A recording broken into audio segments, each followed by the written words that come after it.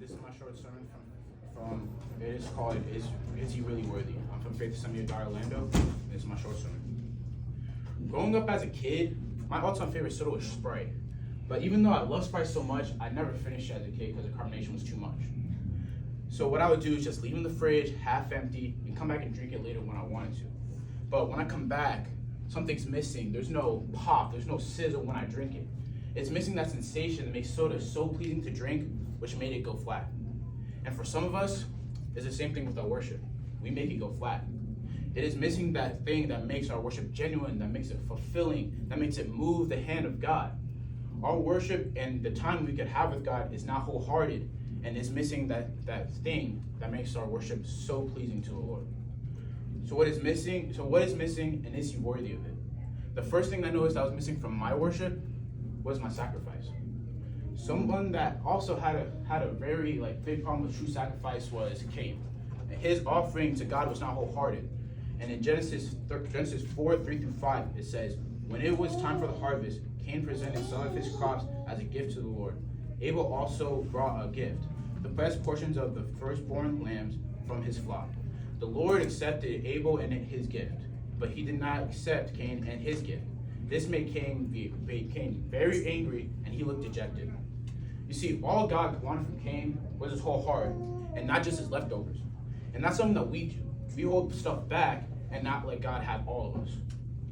In Romans 12:1, it says, therefore, I urge you, brothers and sisters, in view of God's mercy, to offer your bodies up as a living sacrifice, holy and pleasing to God. This is your true and proper worship. When Peter began to follow Jesus, he left behind everything he had. He left behind his job, his home, his money, and he even left behind his family, which was his main priority. Now, I'm not saying you need to leave your family behind just to please God. I'm saying that your main priority may be the things of this world, but it may not be your time with God. So is He worthy of your sacrifice?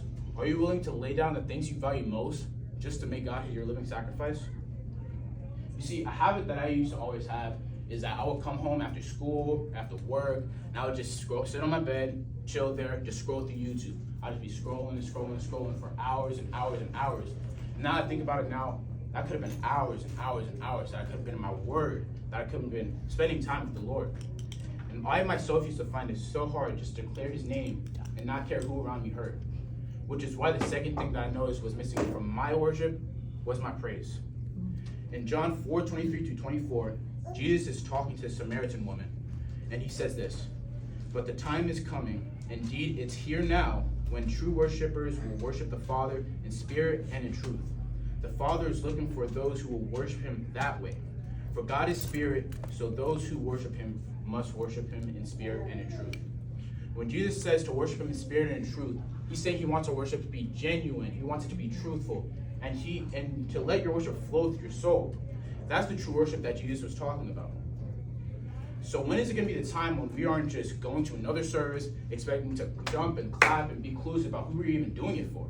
What we are doing is having that expectation, having that excitement to go to church and have that concert-like worship and wait every week for that moment, but fail to realize that we can be having that same exact moment in our rooms. Yeah. Amen. So this coming week, would you be willing to, in the wake of your mistakes, in the wake of your setbacks, in the wake of your struggles, to give God at least 1 hour, 30 minutes, 10 minutes, or even 1 minute of your day? Would you be willing to show Him that He's indeed worthy? Because your worship is your path to God's power. So when are you going to lay it all down? Thank you. Woo!